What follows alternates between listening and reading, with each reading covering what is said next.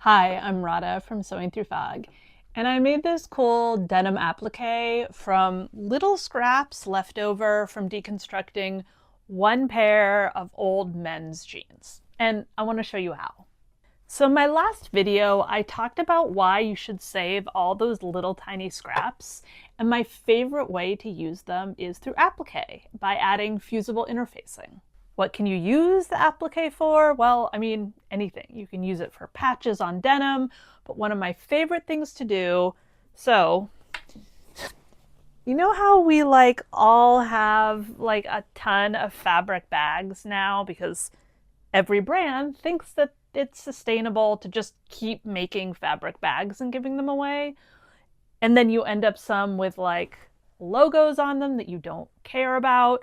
So one of my favorite things to do is to cover up those logos with denim. It's like a quick and easy project that'll take you maybe one afternoon, and you really only need one pair of jeans to do it. I'm going to walk you through exactly how I made this one, and I have a free template on my website so you can make your own. So I have bags and bags of scraps of all different colors, so I can make a ton of things because I basically upcycle denim all day long.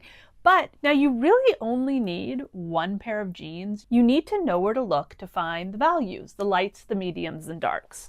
So using this pair of vintage 501s as an example, the lightest place on the jean is almost always going to be the front thigh. The back of the leg is going to be darker. Now, here's a trick. The back pocket. Underneath the back pocket, you're going to have the darkest denim. And then you need some lights. Try turning your jean inside out. I always use the inside of the jean to get lighter values when I'm doing applique. Now, why are the insides of the jeans lighter than the outside of the jeans? Okay, I'm not going to bore you with a ton of textile nerd info, but it's kind of interesting. Denim's a twill weave. What does that mean? Well, the most basic weave is a plain weave. It goes moomp, boomp, like that. Denim is a twill weave. It's an uneven weave, which is why there's a little bit of an angle.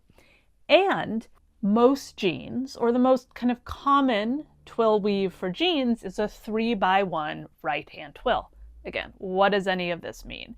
Well, it basically means that there are 3 blue warp yarns for every 1 white weft yarn on the front of the fabric. And then on the back of the fabric, you're seeing 3 white weft yarns for every 1 blue warp yarn.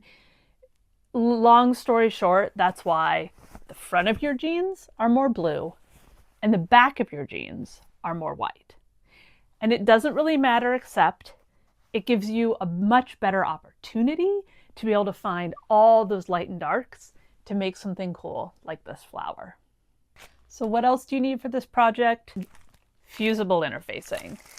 And you know, it doesn't really matter what kind. I find all of mine secondhand, so I try not to be too picky about it, even though whenever I see Pellon, especially Pellon, I think it's SF101, that is a really great option.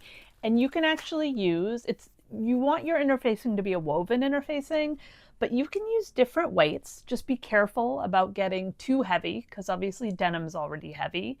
And you can use both one-sided and two-sided. These scraps are from Heat and Bond Light, which is a two-sided interfacing. And that actually makes this project even easier, is because you iron it on to the back of the denim, and then you peel off the paper and you can iron that on to whatever you want to secure it to.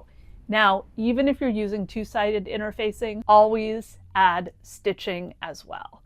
Because interfacing is great, but it doesn't always last that long. You really want to make sure that you're stitching down your pieces, and I'm going to talk you through all of that. So if you want to make my flower applique, go on my website and download the free template. First thing you're going to do is you're going to take your interfacing and you are going to iron it on to the back or the front of your denim pieces. Now, interfacing doesn't like to stick to things that's dirty or dusty.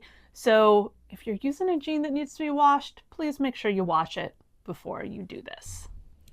And then using a sharp pencil or a marker, you can just sketch the shapes that you want to cut out. One tip, which probably won't bother you, but definitely is something that I look at. Denim has a very pronounced grain line or slub line, so I usually look at that when I'm starting to trace my petals. I kind of like to have the grain line going the same direction for all my petals. Again, most people won't notice. I'm a bit of a denim obsessed person, so it is something that I will notice, and who knows, look at it and see if it's something that you care about. And then you can just cut out your petals or cut out whatever it is that you've decided to make. So next you want to iron your bag or whatever you're using as your base to make it a nice flat surface. And then if you're using my flower template, you're going to make about an 8-inch circle to lay out where the flower is going to be. And then with my flower, what I'm doing is I am starting to add the big petals first. And I'm putting the dark at the bottom and the light at the top. Now here I used the Heat and Bond light where I could peel off the back and then iron those petals down, which again was super helpful. Another tip is as you're laying out your petals, I always like kind of stepping back and taking a photo and looking at it. It kind of helps you like see the whole composition and if things are like looking the way you want. Now, if you're using your own template or design, you can skip forward to where I talk about different stitch options. But if you're using my Denim Bloom template, what you want to do is after you put down the large petals around the outside, you want to use a zigzag stitch to attach them, as you can see here in this diagram where those white zigzag lines are. And then you'll add the medium petals and then the small petals and the middle circle. Now, if you aren't using a double-sided interfacing, you can also just use a dot of glue, some Elmer's glue, or pins to hold those other petals down before you stitch them. Now let's talk stitching. You can use almost any stitch you want. When I'm doing a raw edge applique just means that the edges are raw, they're not turned under. I like doing a really tight zigzag or a satin stitch. Those two stitches are almost identical. And you can do this stitch on any machine that does a zigzag. You just make the stitch really, really short. And I like to use that stitch to go all the way around the edges so that it holds them in place, but also it adds like a cool decorative element. I definitely recommend testing stitches here. You can test different colors, different thread weights. I think doing a little bit of a heavier weight, like maybe a 40 weight or even like a 28-30 weight is good because then that thread just kind of fills it in. But it totally depends if you're looking for the thread to make a more visual impact or not. And here you can see I'm testing a fairly big applique, so I'm using a pretty wide zigzag stitch because I want to make sure that the thread is really visible. Obviously this orange is super visible. And when I turn it, you can see how well it's kind of covering that edge. Now, if you're doing the Denim Bloom template, you can just stitch down the petals however you want. But I have this little kind of guide that shows how I did it. And it's pretty simple. I used a different color for each layer of petals, darkest on the outside, lightest on the inside. And I started with the outside and just went around each petal, changed the thread, went to the next level of petals, went around each petal, and on until I got to the center circle.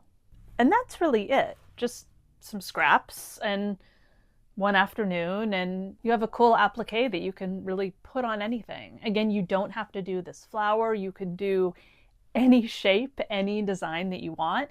If you want to do the flower, there's a link in the description to the free pattern. And if you missed my last video, go check that out. It's 10 different things that you shouldn't throw away when you're deconstructing a pair of jeans. Little scraps is just one of them. And check out, I have a ton more denim tutorials and resources on my channel. Hope you enjoyed.